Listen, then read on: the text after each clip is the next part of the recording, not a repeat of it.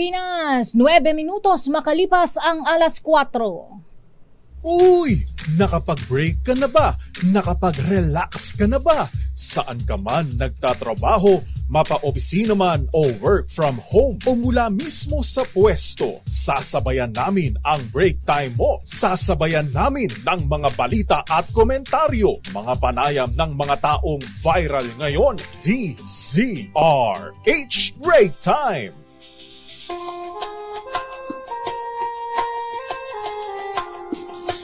Though we gotta say goodbye for the summer. Goodbye for the summer daw, yung init-init. Oo nga, init. Summer. Uminit nga raw ngayon. Hindi ko alam kung bakit mainit ngayon dahil ba ang daming pusong nag-aalab. Maraming nag-iinit Bakit? sa pagmamahal. Sa bagay. Yeah. Oo. Very good nga naman yan kasi dalawang okasyon ang ating ginugunita Ay, ngayong oo, araw diba? na ito. Yes! Simula na rin pala ngayon ng Kwaresma. Oo. Ash Wednesday. Dahil sa mga Katoliko natin na mga kababayan, ngayon po ay Ash Wednesday. Yes. At yung mga, lahat naman tayo ay Yes. nagsiselebrate ng Valentine's Day. Oh, saka ang Valentine's Day naman, hindi naman para sa mga magsing irog lang, kundi pati na rin yung pagmamahal natin sa ating mga magulang, Oo. sa ating mga kapatid, Lahat ng uri ng pagmamahal, pamilya, i-celebrate yan. natin yan. Pagmamahal natin sa ating mga alagang mga pets. Yan. Ayan, di ba? Pagmamahal mo sa kapitbahay nyo. Yun, no. Pagmamahal Diba, mo love sa thy yung neighbor? yes, pagmamahal mo sa yung kaaway. Yan. Oo nga, Kaya love may thy enemy. kaya may nagkamayan na sa Nagkamayan. Nagkamayan na raw sina Senate President Juan Miguel Zubiri saka si Speaker Romualdez. Oo. Sa birthday ba yan ng ating centenarian? Ay, yes. Centenarian! Alam, curious ako talaga kung kukubra ng 100,000 pesos kasi nga 100. Oh, siyempre naman, Birthday. deserve naman talaga niya yun. Oo, parang kahit feeling naman ko, sino. pero pwede naman niya pong i-donate sa atin. Sa mga mas nangangailangan. Ang gusto ko ay happy kayo. Yes. Oo. At dahil happy tayo ngayong hapon na ito, kayo'y nakatutok pa rin sa isa na namang edisyon ng Break Time. Kasama po Thea Pecho Corpuz. Ito po si Ray Sibayan. Sa ngalan po nila kay Mayor. Happy Valentine's Day. Makalma. Nang ginagawa mo lakay. At para sa ating mga headlines ngayong Pebrero 14, ayan, pinakakaantay ng lahat. Sabi nila, hindi naman yung Feb 14 yung inaantay namin eh. Ano? Bukas pa yung inaantay namin, Ay, oo. Feb 15. Oo. Kaso mo, konsentidor yung mga opisina. No. Nagpasweldo ng mas maaga. Talaga? Oo. Meron na ba ngayon? Hindi ko sure. Yung Biglang ibang tumingin. company kasi, Oo. bakit bigla ka dapat check ng bigla mo na pa- meron online na ba banking yan? mo? Oo nga, di ba? Oo. Ito na ang ating mga headlines ngayong araw ng Miyerkules. Yun. Mga simbahan di nagsaan ng mga Katoliko ngayong Ash Wednesday simula ng panahon ng Kwaresma. Itong trahedya po nangyari sa San Jose del Monte, Bulacan. Sahig sa ikalawang palapag ng simbahan sa San Jose del Monte, Bulacan, bumigay. Isang patay, 50 sugatan. Valentine's Day, sinabayan naman ang kilos protesta ng health workers. Nagrally sa harap ng Department of Health. Presyo ho na mga gamot para sa puso. Aba, hirit sa kamara na gawing mas mura. Samantala, mass burial isinagawa sa mga hindi makilalang bangkay sa landslide sa Maco, Davao de Oro. Armed Forces of the Philippines target na buwagin ang 11 nalalabing guerrilla fronts bago matapos ang taong 2024. Philippine National Police Rizal, meron ng person of interest sa babaeng nakitang patay sa Binangonan, Rizal. Dalawang magkapatid na seaman na nawawala sa karagatan ng Batangas natagpo ang buhay. Uy, buti naman. Samantala mga kalsada sa Maynila, ginalugad ng MMDA ngayong Valentine's Day. Mga iligal na nakaparatang sasakyan, hinatak. Baguio City LGU, maagang pinauwi ang kanilang mga empleyado Sabi ko para sa'yo. sa pagdiriwang ng araw ng mga puso. Sabi ko sa mga employer na Oo, di ba? Mabait naman, no? Oo, Sana all. konsentidor. Oo, kasi nga naman, Oo. importante ang ating mga puso. Oo naman, alagaan po ang ating mga puso. Pangalagaan Mahirap natin na ito. magkasakit sa puso. Tama. At para sa detalye ng ating mga balita, dinagsa ng mga Katoliko ang mga simbahan ngayong simula ng Kwaresma sa Our Lady of Perpetual Help sa Baclaran Church. Maraming deboto ang nagsimba para dumalo sa misa. Maagang nagsimba at dumalo sa misa. Maagang napuno at pinilahan ang mga itinayong booth sa simbahan para sa tradisyonal na paglalagay ng abo. Sa homily ni Father Rico Bilanggel, sinabi niya na magandang pagkakataon ang pagkakasabay ng Ash Wednesday at Valentine's Day. Magsisilbihan niya itong paalala na hindi sa mga material na bagay maipakikita ang tunay na pagmamahal, kundi ang pag-aalay ng sarili para sa kapwa. May mensahe yan. Para siyang love and compassion. Uy, gusto ko yan. Diba? Oo, Parang ganun. You do not really love unless you give. Compassion. Diba? May compassion ka. Tama, dapat. oo. Talaga. Kaisa si Pangulong Ferdinand Marcos Jr. ng mga Katoliko sa pagsimula ng panahon ng Kwaresma ngayon. Isinimulan po ng Pangulo ang kanyang araw sa pakikinig sa misa. Sa ibinahaging larawan sa social media, makikitang may krus na abo sa noo si Pangulong BBM. Sa kanyang mensahe, hinimok ho niya ang mga mananampalataya na pagnilayan ang sakripisyo ng Panginoong Jesucristo para tubusin ang kasalanan po ng lahat ng tao. Napapanahon-an niyang pagpapanumbalik at pagpapalakas ng pananampalataya sa poong lumikha. Samantalang habang tayo ay nag-e-enjoy sa ating mga tsokolate at bulaklak, nagsagawa naman ang kilos protesta ang mga healthcare worker mula sa publiko at pribadong ospital ngayong araw ng mga puso. Sa pangunguna ng Alliance of Filipino Workers, sama-sama silang nagtungo sa tanggapan ng Department of Health sa Rizal Avenue sa Santa Cruz, Maynila. Kabilang sa kanilang panawagan, ang hindi pa nila natatanggap na health emergency allowance Tagal na. para sa mga frontliners noong COVID-19 pandemic. Makukuha pa ba nila to? Naku. Pinagbibitiw din nila sa pwesto si Health Secretary Ted Herbosa Yun dahil lang. wala umano siyang nagagawa para sa kapakanan ng mga healthcare worker. Kung upo lang So kinakalampag para sa Secretary Herbosa. Secretary Sir, baka naman pwede nang ibigay naman yung kanilang kahilingan, ano ha? Nararapat para sa kanila yun, Yes, di ba? Kasi may budget yan eh. Oo. Talaga naman. Para naman happy puso din ng ating mga healthcare workers. Walang hate, walang sama ng Love loob. lang. Oo, love lang. Di ba? Give love to Yes. our health workers. Correct. Oo. Kaugnay nga po ng pagdiriwang ng Valentine's Day, isinusulong naman sa Kamara na dapat gawing abot kaya o mas mura ang presyo ng mga gamot para po sa sakit sa puso. Sa ilalim po ng House Bill number 9924 ni Agri-Party List Congressman Wilbert Lee, atasan po ang DOH na maglabas ng listahan ng mga gamot para sa cardiovascular diseases. Ayon po sa kongresista, target ng kanyang panukala na gawing VAT-free. Walang value-added tax yung mga gamot ho para po sa sakit sa puso. Paliwanag po ni Congressman Lee, hindi biro ang pagkakaroon ng sakit sa puso dahil naman sa bukod sa karamdaman, sakit din ito sa bulsa. Ayan na. Sakit din po ito sa bulsa. Inulit ko na. Dahil sa mahal na maintenance medicines. Batay po sa World Health Organization, ang cardiovascular diseases ang numero 1. Number 1 na sanhi po ng kamatayan sa buong mundo. Yun. Kasi di ba pagka wala ng heart, paano pa? Paano pa magpapump ng blood? Paano ka makapag-love kung wala kang heart? At Oo. paano ka na mabubuhay kung walang heart? True, Oh, di diba? ba? Oh. How? Yes, kaya we have to take care of Take our good health care of as a your general. heart. Yes, Ano ba especially yung heart. kantang yun? Anong year yan? Mukhang 70s pa yun. Inaasahan naman ng isang kilalang hotel chain sa Pasig City. Nako, suki ka ba rito, Lakay Ray? Nagrumboy kasi ako doon kaya alam na alam ko yun. Okay. Nadadagsain sila ng mga customer ngayong pagdiriwang ng araw ng mga puso. Actually, ano yan, mga 2 days before. Yan. Dagsana? Dagsana yan. Wow. So, 2 days sila nagsistay? So, bispiras pa lang. Nagsistay na doon? Oo. Overnight? Overnight na. Oh. Lalo pag weekend, di ba? Oo. Sisimula pa lang yan. O sa bagay, may sweldo na. O Kaya yung mga abang nagbubok sweldo. na, sa bagay, uso naman mga walk-in pa ngayon. Ano, yun. Ano Okay yung walk-in? Walk-in sa loob. Maalala ko nung rumboy ako, pila talaga yung sa kahera eh. Talaga. Oo. So nagkakakitaan naman pala. Oh, Parang hotel naman pala talaga. Nakakitaan talaga. Nakakakumustahan. Oh, Brad, kumusta na yun?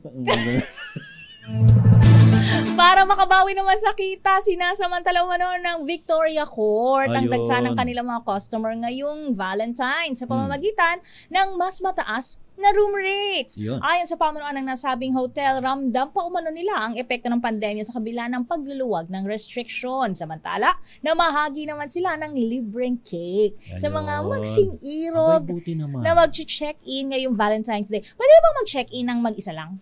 Pwede naman. Pwede. Wala namang problema. Yung cake, para sa may kasama ba to o sa walang kasama? Baka mo pwede rin kahit sa mag-isa ka. Oo, no. Para happy ka pa rin ngayong Valentine's Day. Saka bakit ka pa namang kasama. nag-check-in kung mag-isa ka lang? Mainit. May- Pudot. Diba? So bakit di naman required yun na dalawa eh? Ay, Ewan di ko lang kung may mga ganung mga motel ngayon. Mga Oo, kaya gagawa na research. kailangan na dapat dalawahan. Oh. Or more? Pwede ba yung more? Iba naman kasi may mga family room naman eh. Oo, Oo, diba? meron Ano yun? Ganyan may senyasan pala yun. Ano yun, standard? Ano yun? Kay balik nga, kuya. Ipakita mo ngayon yung Meron po kasi mga sign pinapakita language dito yung yan, standard, for deluxe, faster mini check-in, suite, use super our- suite. May hand super signals. suite, may mini suite. Ang galing. Ngayon ko lang natitigan. Pag-aralan nga yan. Samantala, Kala ko ba nag-roomboy ka? wala pa kaming sinyasan na ganyan noon Ay, eh. walang hand signal. Walang ganyan eh. Ano lang, sitsitan lang. Sitsitan. Kindat. Kindat-kindat. Walang kamay-kamay. Kindat-kindat lang. Isa ang patay. Naku, ito naman na malungkot dito ngayong Valentine's Day. Naku naman, No? Valentine's Day na Valentine's Isa ho ang patay at higit po sa 50 ang sugatan nang bumigay ang sahig ng second floor ng St. Peter's Parish sa tungkong Mangga sa may San Jose del Monte, Bulacan. Ayon po kay Mayor Arthur Robes na sa kalagitnaan daw po ng misa, ngayon pong Ash Wednesday, nang mangyari po ang naturang trahedya. Hindi naman daw ho bumigay kaagad ang nasabing sahig, kaya't nakatakbo pa ang maraming dumalo po sa naturang misa dyan sa loob ng simbahan. Nangyari umano ang aksidente kung kailan maglalagay na ng abo. Kaya't mahaba na ang pila sa loob ng simbahan. Naku, nang inspeksyonin ng clearing team, sinabi ni Robes na saka tumambad sa kanila ang napakaraming anay. Kaya bumigay yung ikalawang palapag yung sahig na yun sa simbahan. Kahoy.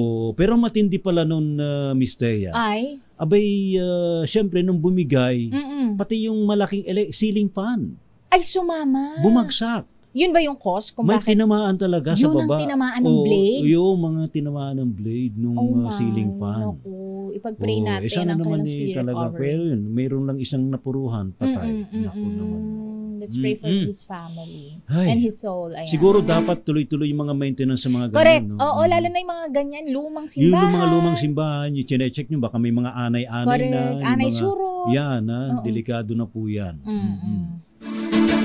Sa iba pang balita, inirekomenda na ng Department of Justice na kasuhan ang may-ari ng motor tanker Princess Empress dahil sa idinulot na oil spill sa Mindoro. Ito ay ibinatay ng Department of Justice sa inihaing kaso ng National Bureau of Investigation, Environmental Crime Division at ng alkalde ng Pola, Oriental Mindoro na si Jennifer Cruz. Nahaharap sa patong-patong na kasong kriminal ang ilang opisyal at empleyado ng RDC Real Marine Services Incorporated, 19 nakawani ng Philippine Coast Guard at 2 opisyal ng Maritime Industry Authority. Maliban sa Oriental Mindoro, naapektuhan din ng oil spill ang Marinduque, Batangas, Occidental Mindoro, Palawan at Antique.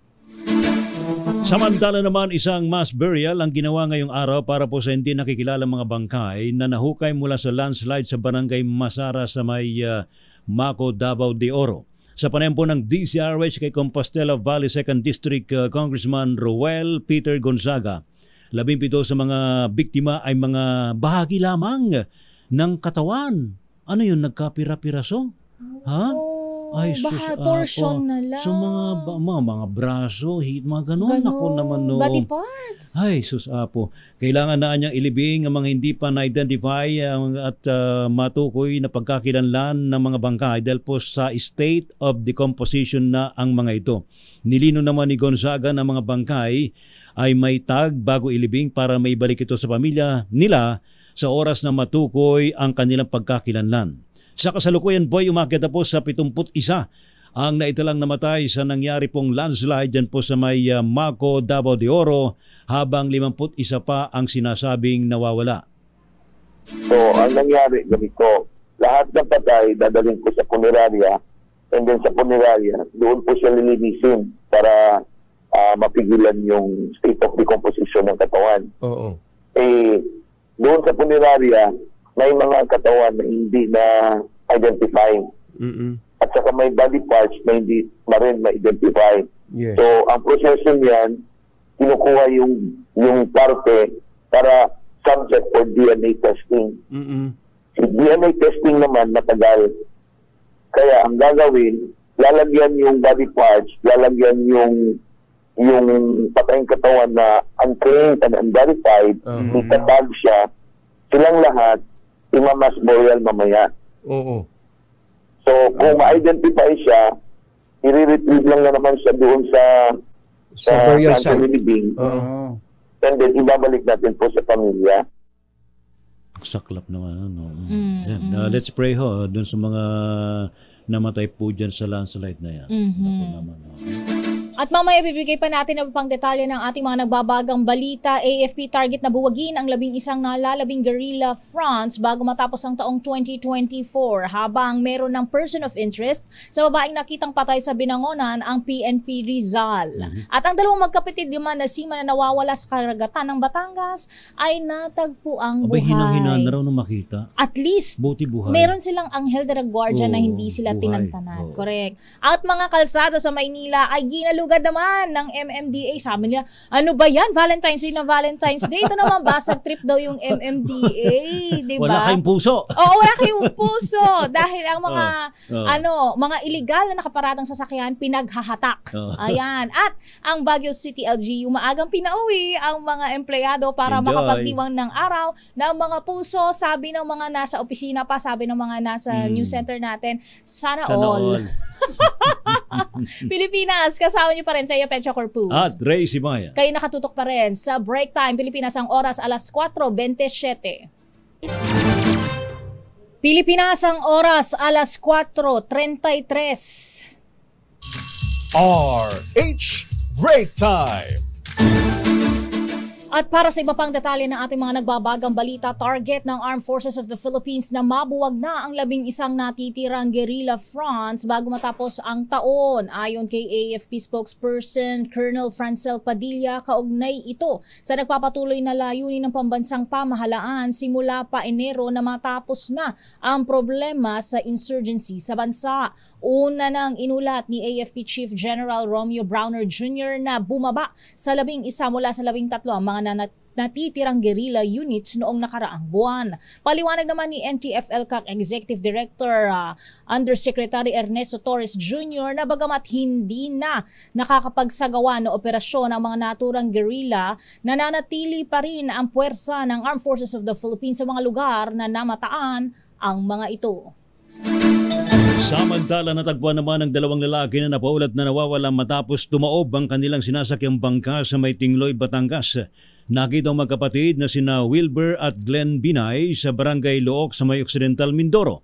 Ayon kay Captain Larry Binay, isa sa mga naghahanap sa dalawang nawawalang lalaki, nakita rin po ng kanyang mga tauhan ng bangkang Velocity na sinakyan ng dalawa na nakadaong sa isang islang sakop ng naturang barangay.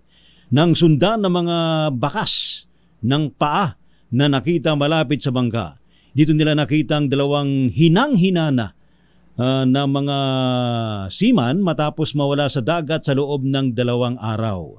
Magugunitang pumalaot ang dalawa noong Lunes, Pebrero 12 para sana mangisda nang tumaob ang kanilang bangka.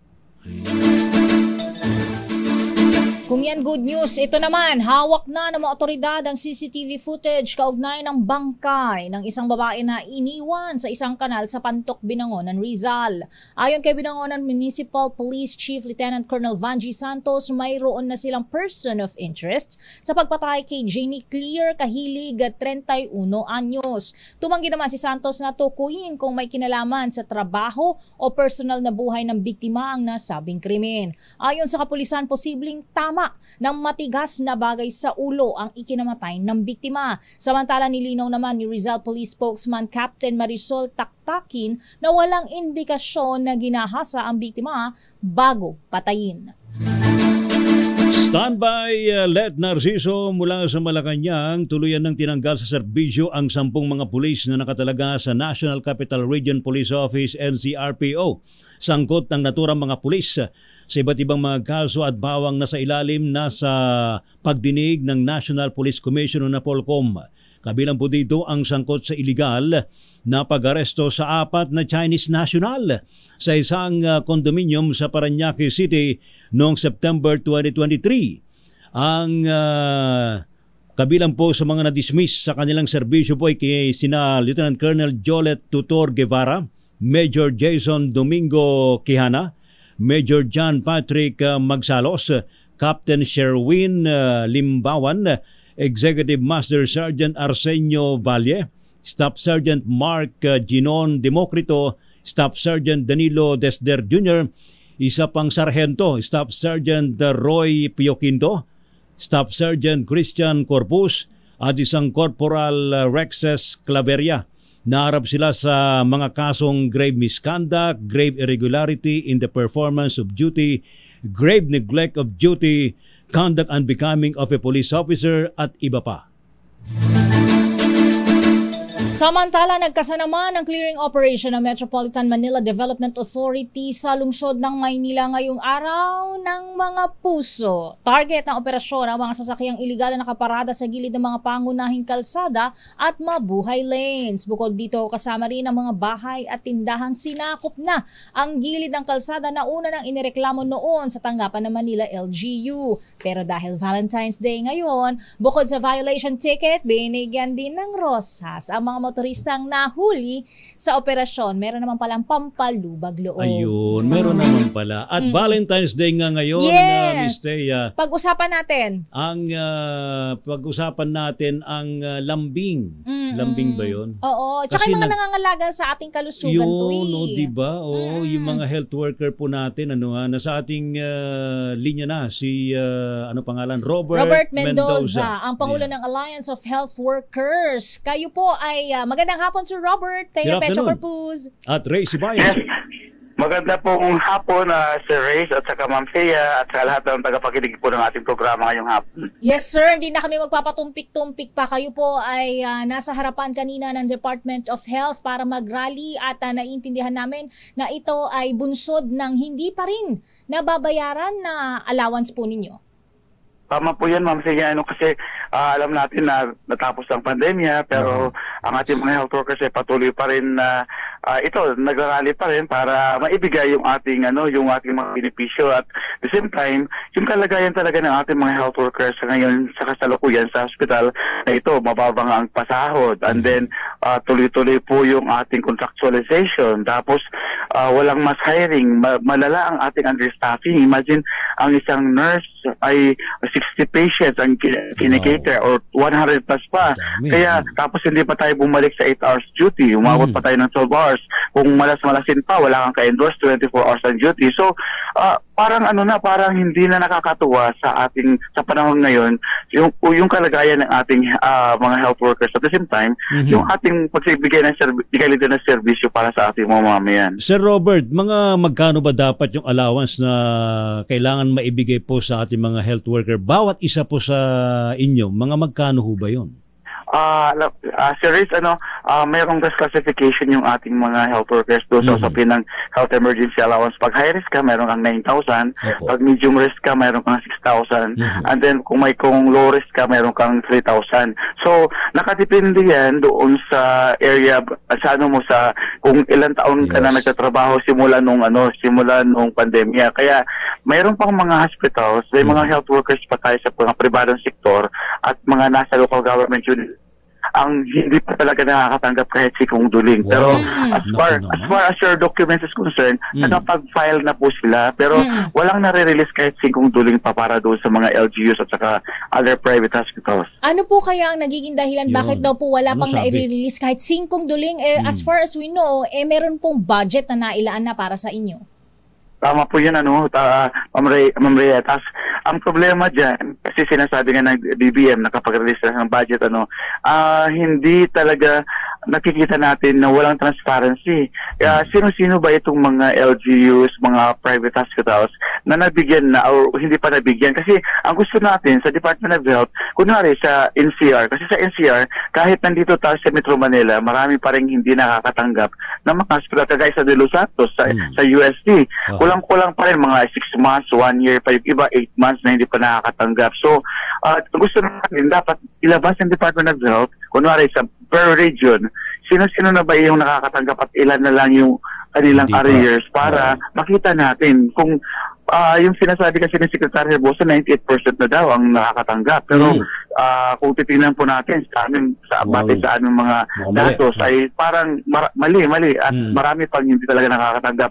Imagine kanina po doon sa Department of Health ay talagang punong-puno kami doon kasama yung iba pa mga private hospitals at kung titingnan natin kung the whole yung move po natin, mobilization, ito yung mga hindi pa rin nakakatanggap ang ibang talaga ng mga health workers kasi mga 400 po kami umabot lahat doon. Sinipot ho ba kayo ni Secretary Herbosa? Alam po natin na simulat sa pool nang naging umupo siya bilang sekretary, hindi pa po siya humaharap sa amin mga health workers. Kaya ito yung na bakit hindi kami harapin at dapat magsabi na siya kung ano talaga ang problema para ma-resolve na natin itong mga arrears na po ito. So wala hong official ng DOH ang humarap po sa inyo, Sir Robert? Wala po talaga. Kaya dismayado po kami. Paano ho yan? Di ho ba na-imbestigan na rin po ito sa Kongreso? Itong ganitong problema ho ninyo? Wala naman pong investigasyon dito sa Kongreso pero every now and then pinaparating natin ito sa Congress, sa Senador at kahit si President Bongbong Marcos nagsabi na siya nung last zona niya, mga kababayan, mga health workers, matatanggap niyo na ang inyong health emergency allowance. Pero asa na yung sinasabi niya? Saan napunta? Ang nakakagalit lang dahil pag sinabi mong intelligence, confidential funds, Maharlika funds, pag sinabi mong charter change, automatic may pondo. Pero ang bilis. Pero bakit ang health workers parang naninikluhod pa at nagmamakaawa sa ating gobyerno? Bakit hanggang ngayon hindi po maibigay-bigay? Ayun. Paano ho yan? So siguro ito ng pagkakataon po ninyo, Sir Robert, na manawagan po kayo mismo kay Pangulong Ferdinand Marcos Jr. para maiparating sa kanya ito pong inyong karaingan. Go ahead po, Sir Robert. Sige po, para kay President Bongbong Marcos, sana ipakita mo naman yung malasakit mo sa aming mga health workers na sa usapin ng kalagayan ng ating healthcare delivery system. Tingnan mo rin yung hindi lang sa ibang mga aspect, pero yung safety, protection, and welfare ng ating mga health workers tingnan natin. At saka yung health emergency allowance, tapusin na natin doon sa arrears kasi sinasabi naman ni Secretary Pangandaman sa DBM, mayroon ng pondo at ito na po yung nakalaan na at pwede nang gamitin sa taong na ito para mabayaran na ang lahat ng arrears. So sana hindi na paligwi-ligwi pa ang DOH ang DBM para maibigay na may ang pondong ito at bigyan ng solusyon yung chronic understaffing, pagod na mga health workers. Hindi pa bumabalik sa 8 hours duty, 12 hours pa rin. At the same time, dahil very vital at essential ang trabaho ng mga health workers, sana walang contractual ng mga health workers ang i-hire ng ating mga ng ating Department of Health at dapat mayroon talagang regular plantilla positions. At itaas din ang budget pangkalusugan para lahat ng ating panawagan na libre at libreng servisyo pangkalusugan ay ma-implement po natin sa ating mga mamamayan. Panalangin po namin ang kabutihan ng inyong kalusugan at sana ay may isaayos na po ang inyong mga requests sa ating pamahalaan. Thank you po, Sir Robert. Maraming salamat. Maraming salamat po, Sir Liz at Ma'am Thea. Yan po ang Salamat presidente ng Alliance of Health Workers na si Sir Robert Mendoza. Oo nga naman, Matagal parang na. naninikluhod. Diyos me naman, no? Ba't kailangan pang magmakaawa samantalang para sa kanila yan? Correct. Tsaka they've done their part. Yes, oo. Diba? Well, they deserve naman na sila mabigyan nung dapat para sa kanila. Oo. Hindi nga sobra yun eh. Hindi. Para sa kanila yun. Plus, hindi nila hinihingi. Oo, Diba? diba? Pinagtrabahuhan kasi Yun. nila Abay, yun. magtakin mo, nagsakripisyo ka ng gano'n dahil sa panahon ng pandemya. Correct. Tapos hanggang ngayon, wala pa rin bayad. Correct. Wow. Oo. Di ba yung pala yun? 3,000 kapag low It risk. ranges from 3,000 to 9,000. 369 Depende siya. dun sa kanilang mga Sa risko. status. Oo, ayan. Tsaka status din. Talaga naman. No? Nakakalungkot lang. Ano? Ito, atin ang alamin ang update mula sa Malacanang, Miss Thea. Ano, ha? Pangulong BBM, aminadong nakatutulog ng mahimbing dahil nasa panig niya si Manong Johnny Enrile. Yan talaga. Parang pagkasangga mo, si Juan Ponce, Iyon. you're safe. Ganun Ang ba gusto yun? ko ay happy ka. Ah. Ating alamin sa report ni RH14, Let Narciso. Miss Let. Ray, Miss Thea, ipinagdiwang sa Malacanang sa pangunguna ni Pangulong Ferdinand Marcos Jr. ang ika-100 kaarawan ni Chief Presidential Legal Counsel Secretary Juan Valentin Ponce Enrile o mas kilala bilang JPE. Sa kanyang mensahe, kinilala ng Pangulo ang kontribusyon ni Enrile sa pag-unlad ng Pilipinas. Para kay Pangulong Marcos, natatangi ang selebrasyon ng birthday ni JPE ngayon dahil pambihira ang umabot ng 100 taon na puno ng achievement, serbisyo at tungkulin. Aminado ang presidente na mas nakakatulog siya ng maayos dahil nasa panig niya si Enrile, kaya naman masaya daw siyang nakilala ito. Binanggit ni Pangulong Marcos na bago pa man siya maging presidente ay humihingi na siya ng mga payo kay JPE. Sa panig ng Chief Presidential Legal Counsel, pinasalamatan nito si dating Pangulong Ferdinand Marcos Sr. at dating First Lady Imelda Marcos sa pagbibigay sa kanya ng oportunidad na makapagsilbi sa bansa sa ilalim ng administrasyon ito. Para kay JPE, ang kanyang karera sa ilalim ng Marcos Sr. Administration ang isa sa pinakamasasayang sandali sa kanyang buhay, sunod ang paglilingkod naman sa anak nitong si President Bongbong Marcos. Ginawaran ng punong ehekutibo si Enrile ng Presidential Letter of Felicitation. Yun. Para sa yes? May binigay ba si Pangulong BBM kay Oo, may Manong Johnny? anong binigay? Dahil, May inabot ba na sobre? Kasi 100 dahil 100 years old eh. na, di ba? Oh. Yun lang yung binanggit Presidential Letter of Felicitation. Ayan, Yun. pag-personal na liham ng pagbati. Abay, ang lakas-lakas ni Manong Johnny. Manong Johnny. Correct, no? Para Saka siya lang. ngayon ko lang nalaman pala, kaya pala May Valentin. Valentin pala siya, no? Juan Ponce Valentin. Hindi, Juan Valentin Ponce Enrile. Yun. Oo, may second name pala siya kasi all the while akala ko one lang. Kaya pala yung mga Valentino ngayon. Nag-blow siya ng cake. Anong cake niya? Tinubong o sumama? Hindi pa nga kami nabibigyan ng video. Hinihintay namin. Di ba bumahan ng cake sa Malacanang? Baka doon sa kanilang selebrasyon, doon sa lunch na hinost ng presidente para kay JP. Wow. Maraming salamat, Miss Let. Salamat, Miss Let. Happy Valentine's Day. Miss Thea. Happy Valentine's. Samantala, word war naman sa pagitan ng mga senador at kongresista, sana ay matapos na. Yo, matapos tama na. magkamayan. Love na. Correct, O, Nina. diba? Senate President Zubiri at Speaker Romualdez, ayon kay Senator Bong Revilla. Nagkamayan daw, no? Nagkamayan Oo, si tamayan. ang Saka mga nakangiti head. naman sila sa mga picture. Siyempre picture yun. Ba't kasi si Mama? Diyos ko yung grabe ka naman. Hindi, ibig ko sabihin, di ba, Oh. pagka isaselyo mo na ang inyong, ano ba tawag yun, palabra de honor. Yan, dapat yan, mahigpit ang Tama. inyong, Oh. ang inyong shake hands. Mahigpit ba? Ay, tatanungin natin. Sige. RH28 Raymond at Paas, Raymond. Mr. Ray, umaasa si Senador Ramon Bong Revilla Jr. na matapos na ang bangayan sa pagitan ng mga senador at mga congressmen.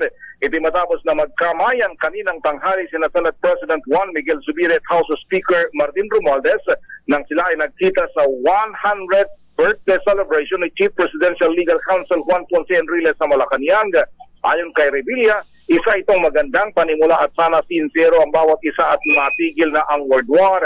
hindi nila mapigilan ang ibang magsalita, ngunit sana ay humupa na ito sa lalong madaling panahon dahil inamin nito na naiipit din siya sa sitwasyon bilang chairman ng Lakas CND at si Speaker Romualdez ang kanilang presidente. At bilang senador ay tungkulin din niyang suportahan si Senate President Zubiri. Aminado si Revilla na kung magpapatuloy ang bangayan ng mga senador at mga congressmen ay talo ang bayan. Narito si Senador Ramon Bong Revilla. It's a good start, no? Hindi man natin mabigla yan, pero hindi natin maawat yung ibang gusto magsalita. But panawagan ko rin sa House, even dito sa mga kasama natin dito sa Senado, na lamig muna tayo ng ulo. It's high time na isipin natin yung mga kababayan natin. Maipasa natin yung mga dapat ipasa, yung para makatulong tayo sa sambayang Pilipino. Kaya yun lang. Wala nang world war yan, sir. Wala nang world war. I hope wala na. We hope wala ang bahagi ng aming panayam kanina kay Senator Bong Revilla habang matapos niyang mamigay ng bulaklak sa mga babaeng membro ng Senate media. And by the way, banggitin ko din na ngayon lamang ay natapos ng aprobahan sa second reading yung 100 peso bill. Wow. Second reading tapos second na ay approved na on second reading yung 100 peso na dagdag sa minimum wage ng lahat ng mga manggagawa across the board sa Pilipinas.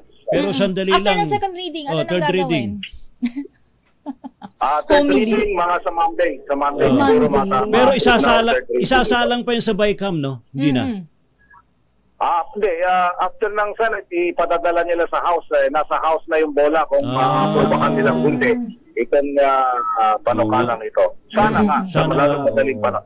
Huwag naman KJ yung mga nasa Kongreso. Kaso parang ayaw daw nila, di ba? Oo nga, ang daming tumututol. Ay ngayon pala kay Raymond, dahil nagkamay na ang Senate President at ang Speaker, itutuloy pa ba yung investigasyon tungkol sa pirma ng Senado?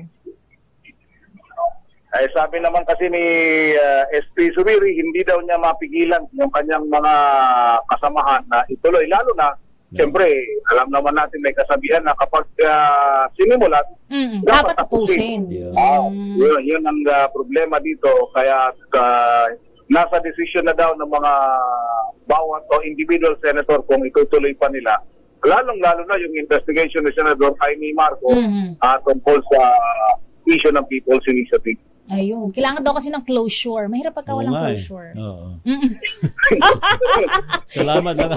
Salamat lang kay Raymond. Tatawa ka, parang meron kang hindi binigyan ng closure, ha? Alam mo yan, pag Valentine's, maraming nakakaalala dyan. Maraming naka-open, kaya walang closure. Puro open. Salamat lang. Para sa kauna-unahan sa Pilipinas, DCRH, ito si Raymond De Paz, tuloy-tuloy sa pagbabalita, tuloy-tuloy sa servisyo, sama-sama tayo, Pilipinas. Thank you. Salamat lakay Raymond De Paz mula sa Senado. Ngayon naman ating kumustahin ang Kamara. Kamara bukas daw po sa pag-ipag-usap pero sana tigilan na ang character assassination. Naku naman no. Ibalita mo nga yan, RH12, Milky Rigunan. Mari Milky. Ray at Thea, bukas ang Kamara para makipag-usap sa Senado at matigil na ang bangayan sa usapin ng amyenda sa ating saligang batas. Ayon kay House Deputy Speaker Aurelio Gonzales Jr., patuloy ang pag-ugnayan ni House Speaker Martin Romualdez kay Senate President Juan Miguel Zubiri. Sabi ni Gonzales, kabilang dito ang pahayag ng Kamara na ipapasa ng buong-buo ng Kongreso ang bersyon ng Senado sa resolution of both houses number 6. Pagtibayin lang ito ng Senado. Dagdag ni Gonzales bilang Valentine's gift, sana sundin naman ng mga senador ang apela ni Pangulong Bongbong Marcos matapos suportahan itong amyenda sa economic provisions ng 1987 Constitution, wala nang iba pa. Sa panig naman ni Bataan 1st District Representative Geraldine Roman, handa ang Kamara na may pag-usap pero sana naman itigil na daw ang mga character assassination na hindi naman anya kasama sa issue ng Chacha. Pakinggan natin ang pahayag ni Congressman Geraldine Roman. Mag-stop na rin yung mga insinuations of irregularity thrown against members of the House. I mean, I think that's a basic rule, di ba? For us to sit down and smoke the peace pipe. Dapat wala nang mga ganyang insinuations or character assassination. At tigilan na yung kaka-apples and oranges na yan. I mean, like, That's the only way you can show your sincerity. We're very sincere here. All we want to do is to work. Ayan, at sa development nga sa Senado, Ray at Thea, inaantabayan pa rin namin ang statement ni House Speaker Martin Romualdez sa balita na nag-usap na sila, nagkasundo na sila. Nagkamayan. Senate President Juan, nagkamayan. Yeah. Ni Senate President Juan Miguel Zubiri at ititigil na umano ang bangayan. Buti na lang, tumapit ang February 14. Yun, diba? At matitigil. Tsaka Manang Milky, nakita ko may kaya, mga kurus sila ng abo sa mga noon nila. So dapat talaga, di ba, bukal sa kanilang mga kalooban. Oo, may misa kanina dito sa Kamara, mga alas 12. Dahil nga, bukod sa Valentine's Day, ay ngayon ay simula naman ng Quaresma. Correct. Oo. Ash Wednesday. Kaya dapat sincero talaga. Maganda yung timing, no? Maganda yung Yes. timing. Valentine's Day, Quaresma, at sana tigil na yung bangayan. Peace on Simulan earth. na rin ng Senado.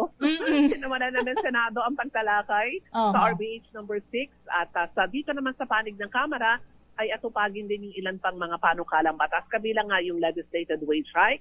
At ayun, pakinggan ang pakiusap ni Pangulong Bongbong Marcos na amyendahan economic provisions ng 1987 Constitution, no more, no less. Yan. Thank you, Marimilky. Peace on earth na tayo. Peace on Peace earth. on earth lang. Love lang. Yan. At Happy Valentine's Happy Valentine's Day. Day. Dalawa. Para sa kauna-una sa Pilipinas, DCRH, ako si Neil Crigunan. Tuloy-tuloy sa pagbabalita, tuloy-tuloy sa serbisyo, sama-sama tayo, Pilipino. Maraming salamat, Manang Milky. Samantala mga kampo militar, pinagtitipid ng tubig. Yun. Sa gitna ng El Nino. Kasanon, wisik-wisik na lang. Idetalye mo RH52 Edniel Parrosa. Edniel. Lakay Ray at Miss Thea, inatasan ni Defense Secretary Gilbert Chodoro ang mga kampo militar na magtipid ng tubig ngayong nalalapit na yung pinangangambahang pagmamature ng El Nino. Ayon kay Chodoro, dapat pangunahan ng mga commander ng military camps ang paghahanda sa matinding pagtagtuyot. Alinsunod sa direktiba ni Pangulong Bongbong Marcos, di na opisyal ang pangangailangan para ayusin ang mga sirang tubo sa mga kampo. Ngayon din ang pakikibahagi ng mga dependent o yung mga kaanak ng mga sundalong nakatira sa loob ng mga kampo sa conservation efforts na ginagawa ng pamahalaan. Nakasaad sa Executive Order No. 53 ni PBBM ang pagbuo sa komprehensibong plano kontra El Nino at La Nina. Sa pinakahuling pulong ng El Nino Task Force na pinamunuan ni Secretary Chodoro bilang chairman na pag-alamang kasama ang Metro Manila, 41 lugar na nakaranas pa rin ng epekto ng phenomenon. Bagamat bumaba ito mula sa 50 lalawigan, pinag-aanda pa rin ang Pag-asa Task Force sa maaring peak ng El Nino sa katapusan ng buwan ng Pebrero. Para sa kauna-unahan sa Pilipinas, DZRH, ito si Edniel Parrosa. Tuloy-tuloy sa pagbabalita, tuloy-tuloy sa serbisyo. Sama-sama tayo, Pilipino. Maraming salamat, Edniel Pilipinas. Ang oras 3 minuto bago mag-alas 5. At oras na para sa ating balitang showbiz. Hatid sa atin ang ating showbiz princess dahil si Heart Evangelista nakatanggap ng not small but big. Wow. Malaking diamond ring mula Wow. syempre sa kanyang esposong si Senator Cheese Escudero. Idetalye mo kung ilang carats at anong brand ang singsing na natanggap. Aliyah Ikatlo, the 4th. Lakay Ray at Miss Thea, masaya ang aktres na si Heart Evangelista ngayong Valentine's Day. Kasi ba naman, niregaluhan lang naman siya ng kanyang asawang si Senator Cheese Escudero ng malaking diamond ring at nakakaloka talagang laki nito, no, Miss Thea. At ito'y may centerpiece na diamond. Ngayong araw din, ang 39th birthday ni Heart. Sa pinost na video ng fashion icon sa Instagram story, nakikita sina Senator Cheese, kanyang pamilya at malalapit na kaibigan sa birthday salubong sa Balesin Island. Ngayong araw din nakatakda ang kanilang renewal of vows. 2015 nang unang ikasal sina Evangelista at Escudero sa Balesin Island din. At bukas, February 15, ang kanilang 9th wedding anniversary. Samantala, kamakailan ay inopen up ng aktres na nais niya uling magka-baby matapos ang naranasang miscarriage. Kanina tinatanong mo, Miss Thea, kung ilang karat at gano'ng kalaki itong diamond ring at anong brand. hindi pa pinopost ni Hindi Miss Heart pa. Evangelista itong kanyang malaking diamond ring. Itong makikita nating video sa Instagram ay Instagram story na kanyang nirepost mula sa kanyang kaibigan. Kaya abangan natin, baka i-post ni Miss Heart itong kanyang big diamond ring. Oh, I'm so Para curious sa- kung anong shape eh. Ikaw ba pagka naka-receive ka ng diamond ring, ilang karat at saka anong shape ang gusto mo? Ako, hindi naman ako nagde-demand. Wow! Kung anong kaya, syempre. Yan, Hindi, i-request mo lang na round. Round and Oo, round. naming alam. Thank you, Aliyah. Para sa break time Round para showbiz, ito infinite. si Aliyah Ikatlo. Tuloy-tuloy sa pagbabalita, tuloy-tuloy sa serbisyo. Sama-sama tayo, Pilipino. At yun na. Pag round kasi infinite. Oo, tsaka round. Infinite love. Mas mahal kasi siya. Oo. Oo, maniwala ka sa akin. Magkano kaya yun? Ay, depende. Kaya tinanong ko ilang carats eh. Kasi pagka mas malaki, mas mahal. Pero ito na, isang Kalahi 2017 Singing Contest sa February 17, 2024, Kalahi Street, Punta Manila, Santa Ana. Alas 7 ng gabi daw yan. Yan ang announcement mula sa isang Kalahi boy. At binabati rin binabati tayo ni Sir Els Bartolome saka ni Sir Nick Bartolome. Ang dating PNP chief si Sir Nick, si General Nick Bartolome. Ayan. Happy listening. Happy Valentine's Day, Apo. Happy Valentine's Day po sa inyong lahat. Happy Sweldo Day sa mga Yun. misis kasi may mga kumpanya nga na nagbigay na. Konsentidor nga. Oo nga Di ba para may budget daw sa pakikipag-date ngayong araw na ito. Nakasama niyo po. Ako po si Thea Petro. Ito po si Ray Sibayan, tuloy-tuloy sa pagbabalita. Tuloy-tuloy sa serbisyo. Sama-sama tayo, Pilipino. Ito na naman ang isang edisyon ng Break Time. Susunod na, balansyadong pagbabalita mula kay Ka Henry Uri at Miss K. Karen Oyong. Pilipinas ang oras. 3 minuto makalipas ang alas 5.